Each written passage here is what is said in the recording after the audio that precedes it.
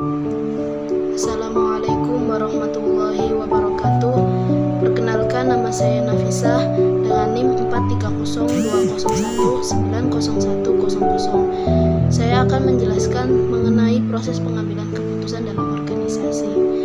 Ialah kumpulan yang terdiri dari beberapa orang untuk mencapai tujuan secara bersama. Dalam proses pengambilan keputusan, ada beberapa metode yang sering digunakan oleh para pemimpin, yaitu pertama, kewenangan tanpa diskusi. Metode pengambilan keputusan ini seringkali digunakan oleh para pemimpin otokratik atau dalam kepemimpinan militer. Metode ini memiliki beberapa keuntungan, yaitu cepat. Dalam arti, ketika organisasi tidak mempunyai waktu yang cukup untuk memutuskan apa yang harus dilakukan. Selain itu, metode ini cukup sempurna dapat diterima kalau pengambilan keputusan yang dilaksanakan berkaitan dengan persoalan-persoalan rutin yang tidak mempersyaratkan diskusi untuk mendapatkan persetujuan para anggotanya. Namun demikian, jika metode pengambilan keputusan ini terlalu sering digunakan, ia akan menimbulkan persoalan-persoalan seperti munculnya ketidakpercayaan para anggota organisasi terhadap keputusan yang ditentukan pemimpinnya, karena mereka yang kurang bahkan tidak dilibatkan dalam proses pengambilan keputusan. Pengambilan keputusan akan memiliki kualitas yang lebih bermakna apabila dibuat secara bersama-sama dengan melibatkan seluruh anggota kelompoknya, daripada keputusan yang diambil secara individual. Yang kedua yaitu pendapat ahli. Kadang-kadang seorang anggota organisasi oleh anggota lainnya diberi predikat sebagai ahli, sehingga memungkinkannya memiliki kekuatan dan kekuasaan untuk membuat keputusan. Metode pengambilan keputusan ini akan bekerja dengan baik apabila seorang anggota organisasi yang dianggap ahli tersebut memang benar-benar tidak diragukan lagi kemampuannya dalam hal tertentu oleh anggota lainnya. Dalam banyak kasus, persoalan yang dianggap ahli tersebut bukanlah masalah yang sederhana, karena sangat sulit menentukan indikator yang dapat mengukur orang yang dianggap ahli.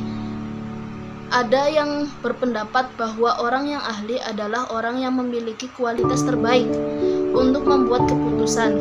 Namun, sebaliknya, tidak sedikit pula orang yang tidak setuju dengan ukuran tersebut.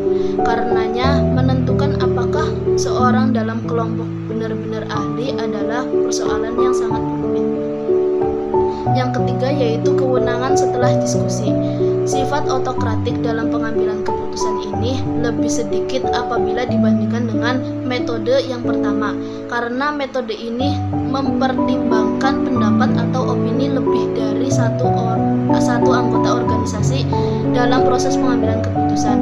Dengan demikian, keputusan yang diambil melalui metode ini akan meningkatkan kualitas dan tanggung jawab para anggotanya, di samping juga munculnya aspek kecepatan dalam pengambilan keputusan sebagai hasil dari usaha menghindari proses diskusi yang terlalu meluas. Dengan perkataan lain, pendapat anggota organisasi sangat diperhatikan dalam proses pembuatan keputusan. Namun, perilaku otokratik dari pemimpin kelompok masih berpengaruh. Metode pengambilan keputusan ini juga mempunyai kelemahan, yaitu pada anggota organisasi yang bersaing untuk mempengaruhi pengambilan atau pembuat keputusan.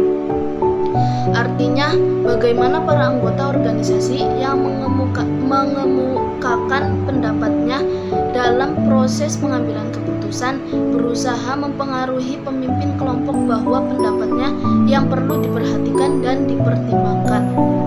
Yang keempat yaitu kesepakatan. Kesepakatan atau konsensus akan terjadi kalau semua anggota dari suatu organisasi mendukung keputusan yang diambil. Metode pengambilan keputusan ini memiliki keuntungan, yaitu partisipasi penuh dari seluruh anggota organisasi akan dapat dapat meningkatkan kualitas keputusan yang diambil. Sebaiknya, seperti tanggung jawab para anggota dalam mendukung keputusan tersebut.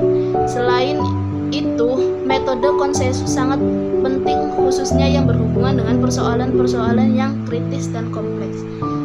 Namun demikian, metode pengambilan keputusan yang dilakukan melalui kesepakatan ini tidak lepas juga dari kekurangan-kekurangan. Yang paling menonjol adalah dibutuhkannya waktu yang relatif lama dan lebih banyak, sehingga metode ini tidak cocok untuk digunakan dalam keadaan mendesak atau darurat.